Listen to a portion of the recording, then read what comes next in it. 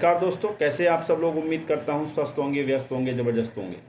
तो साथियों, बात करेंगे टेट की अनिवार्यता को लेकर के, जो निर्णय हाल ही में 29 मई 2026 को माननीय सर्वोच्च न्यायालय ने रिव्यू पिटीशन की सुनवाई के बाद दिया, उसको लेकर के शिक्षकों में भारी रोष और आक्रोश है। क्योंकि शिक्षकों को बड़ी उम्मीदें थीं, बड़ी आशाएं थीं माननीय सर्वोच्च न्यायालय से कम ऐसे शिक्षक जो आरटीई एक्ट लागू होने से पहले सर्विस में आ गए थे, उनको कहीं ना कहीं छूट मिलने की उम्मीद थी। और वो उम्मीद पर माननीय सर्वोच्च न्यायालय ने स्पष्ट रूप से कह दिया कि हम कोई छूट देने वाले नहीं हैं। हम आरटीई एक्ट से पहले शिक्षक भर्ती हुए हों या बाद में हुए हों, सभी को टेट करना होगा। बस राहत इतनी ही दी कि 1 साल को एक्सटेंड कर दिया गया, यानी कि जो अंतिम डेडलाइन थी टेट क्वालिफाई करने की, उसको बढ़ा करके 31 अगस्त 2027 से बढ़ा करके 28 यानी कि 2028 कर दिया गया। 31 अगस्त 2028 तक कर दिया। इसको लेकर के एक खबर ये निकल के आ रही है कि उत्तर प्रदेश से ही कि देश भर के वकील जो हैं अब शिक्षकों के समर्थन में आ गए हैं। क्या खबर है उस पर इस वीडियो के माध्यम से चर्चा करेंगे। साथ ही बात करेंगे कि लड़ाई लड़ना तो ज़रूरी है ही, लड़ाई तो लड़ना ज़रूरी ही है, साथ में पढ़ाई भी ज़रूरी है शिक्षकों के लिए। तो इन 2 चीज़ों पर इस वीडियो के माध्यम से बात करेंगे। निवेदन है वीडियो में अंत तक बने रहें। आप सभी साथियों का स्वागत है आपके चैनल गेट सॉल्यूशन में। और साथ ही निवेदन है उन सभी प्यारे साथियों से जो चैनल पर पहली बार विजिट कर रहे हैं या कहीं ना कहीं लगातार विजिट कर रहे हैं लेकिन चैनल को अभी सब्सक्राइब नहीं किया है, तो निवेदन है वीडियो को अपने दूसरे सभी शिक्षक साथियों तक साझा करते हुए चैनल को अभी के अभी आज ही सब्सक्राइब कर लें। बेल आइकन को हिट करना बिल्कुल ना भूलें, ताकि टेट प्रकरण से जुड़ी जो भी छोटी बड़ी अपडेट हो वो आप तक समय से पहुंचती रहे। तो साथियों, सबसे पहले बात करते हैं कि देश भर के जो वकील हैं वो अब शिक्षकों के समर्थन में आए हैं और शिक्षकों की आवाज़ को बुलंद कर रहे हैं। क्या खबर है? खबर आपकी स्क्रीन पर है। ये खबर है प्रयागराज यानी कि उत्तर प्रदेश से। अधिवक्ता मंच इलाहाबाद के संयोजक अधिवक्ता राजवेंद्र सिंह ने सुप्रीम कोर्ट द्वारा देश और प्रदेश के लाखों उन सेवारत शिक्षकों को टीईटी अनिवार्य किए जाने पर नाराज़गी और हैरानी जताई है, यानी कि हैरानी भी जताई है और नाराज़गी भी जताई है। जो आरटीई एक्ट लागू होने के पूर्व विद्यालयों में नियुक्त होकर सेवा में आ चुके थे। अधिवक्ता मंच इलाहाबाद के संयोजक ने कहा कि प्रदेश और देश के लाखों शिक्षक वर्षों से विद्यालयों में अपनी सेवाएं दे रहे हैं। उन्होंने चयन प्रक्रियाओं का सामना कर नियुक्ति प्राप्त की। लंबे समय तक विद्यार्थियों को शिक्षित किया तथा शिक्षा व्यवस्था को चलाने में महत्वपूर्ण भूमिका निभाई। ऐसे शिक्षकों की वर्षों की सेवा, अनुभव और योगदान को एक तकनीक कानूनी आधार पर नकारते हुए उन्हें पात्रता परीक्षा देने के लिए बाध्य नहीं करना चाहिए या करना उचित नहीं है। उन्होंने यह भी कहा कि यह अत्यंत विडंबनापूर्ण स्थिति है कि देश की न्यायपालिका स्वयं अपने लिए किसी प्रकार की पुनर्परीक्षा अथवा समय पर योग्यता परीक्षण की व्यवस्था स्वीकार नहीं करना चाहती।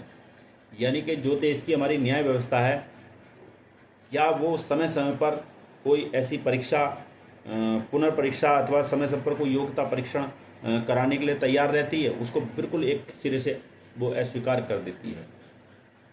जबकि वर्षों से सेवा दे रहे शिक्षकों से बार बार अपनी पात्रता सिद्ध करने की अपेक्षा की जा रही है। जो शिक्षक पहले ही चयन प्रक्रिया पार कर सेवा में आए, जिन्होंने वर्षों तक सफलतापूर्वक शिक्षण कार्य किया,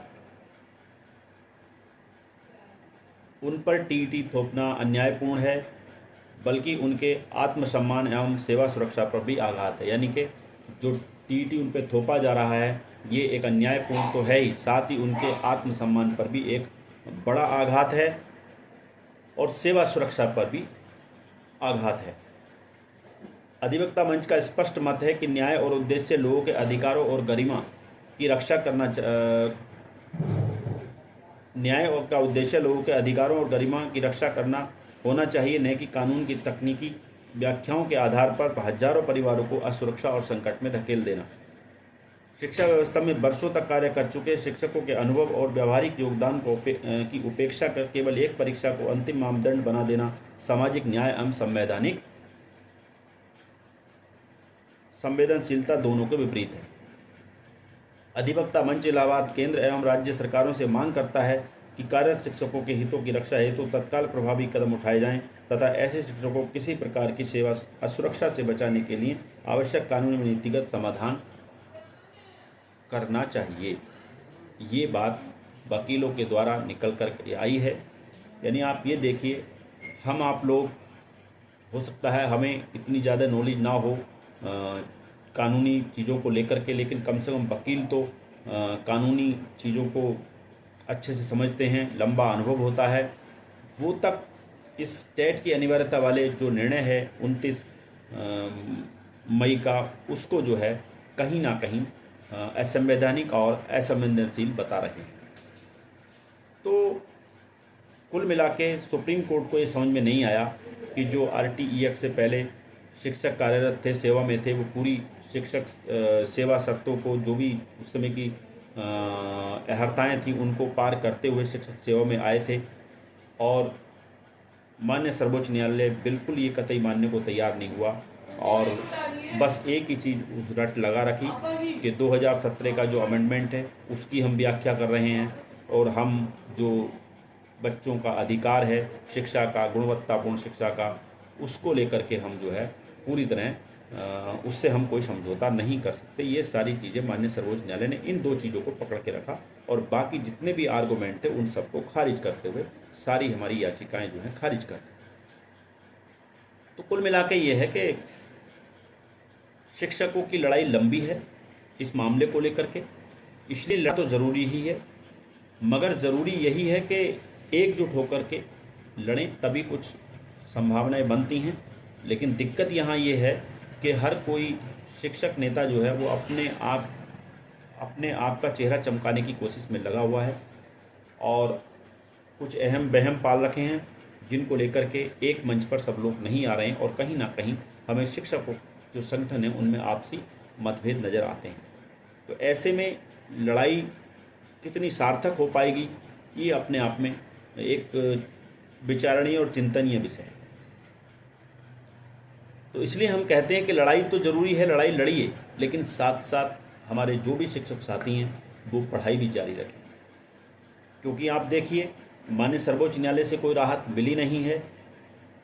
हमारी लड़ाई का प्रयास ये है कि हम सरकार पर दबाव बनाएं और सरकार से मांग करें कि वो कोई अध्यादेश ला करके इस टेट अनिवार्यता वाले नियम से हमें छूट दिला सके। लेकिन अगर इस लड़ाई में 2.5 वर्ष यूं ही निकल जाते हैं और केंद्र सरकार अपने हाथ खड़े कर देती है कि हम इसमें नहीं करते, मैं ये नहीं कह रहा कि ऐसा कर देगी, लेकिन अगर ऐसा होता है कि 2.5 साल के अंदर समय भी निकल जाता है और केंद्र सरकार कह देती है जी हम कुछ नहीं करने वाले, टेट अनिवार्यता है और टेट आपको करना ही पड़ेगा, तो ऐसे में आपके पास फिर कोई विकल्प नहीं बचेगा सिवाय अपनी नौकरी को गंवाने के। तो इसलिए ज़रूरी अपनी जो पढ़ाई है उसको जारी रखें और ताकि ये है कि और जो भी साल में टेट और सीटेट की परीक्षाएं आपके यहाँ हो रही हैं, भाई 2 बार सीटेट होता ही है और माननीय सर्वोच्च न्यायालय ने ये भी कहा है राज्य सरकारों को कि अपने यहाँ 2 बार टेट कराए, कम से कम साल भर में 2 बार टेट कराए।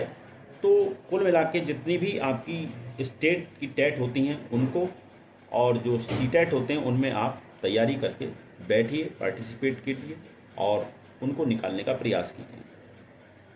क्योंकि अगर आप केवल लड़ाई के भरोसे बैठे रहे, इन शिक्षक संगठनों के भरोसे बैठे रहे और शिक्षक संगठनों की आप हालत देख रहे हो, ये अभी भी एकजुट नहीं है। इनको अभी भी समझ में नहीं आया इतना होने के बावजूद कि ये एक साथ एक मंच पर आकर एक लड़ाई लड़ सकें।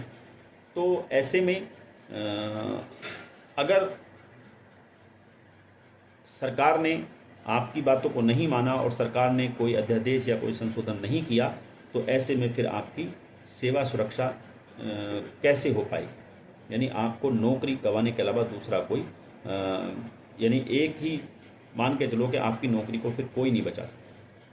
तो इसलिए जो है आपको अपनी पढ़ाई को ज़रूर जारी रखना पड़ेगा, और जो भी सीटेट या टेट आपके यहाँ आयोजित होते हैं उनमें आप बैठिए और मेहनत के साथ उनको दीजिए। हमें पूर्ण उम्मीद है कि आप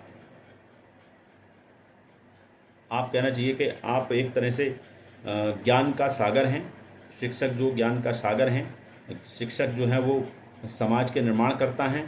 तो मैं नहीं समझता कि वो ये छोटा सा एग्ज़ाम ना निकाल पाए। तो आगे भी कोई भी न्यूज़, कोई भी अपडेट टेट अनिवार्यता को लेकर के होगी, उसको लेकर के फिर आपके बीच उपस्थित रहेंगे। तब तक के लिए साथियों, नमस्कार, धन्यवाद। आपका दिन बहुत बहुत शुभ।